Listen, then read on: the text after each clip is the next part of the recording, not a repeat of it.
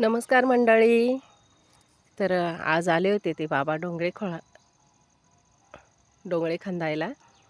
आणि मग मी त्यांच्या डोंगळे खंदायच्या पुढे मग ते खाद मारली डोंगळ्याला आज. आणि असे डोंगळे खंदून घेतो आम्ही नंतर, म्हणजे ते ना पडत नाही. मग ते खाद पण मारून घेतली का मग डोंगळ्याचं ते खत आहे ना, मग ते पण बुजून जातं आणि डोंगळ्याला पण भरवा मिळतो. त्याच्यामुळं डोंगळे पडत नाही मग ते.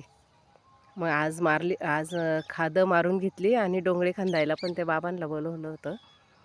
तर तुम्ही पण असंच डोंगळे खंदून घेतात का? आमचे डोंगळे बघा किती भारी झाले आता, मोठे मोठे झाले आता, गेन चांगले. आणि माझं चाललं होतं खत टाकायचं डोंगळ्याला. तर मी त्यांना खत टाकून दिलं त्या बाबांना. ते खंदून टाकतील तेवढे डोंगळे. चला बाय. बघा डोंगळ्याला लाईक करा एक.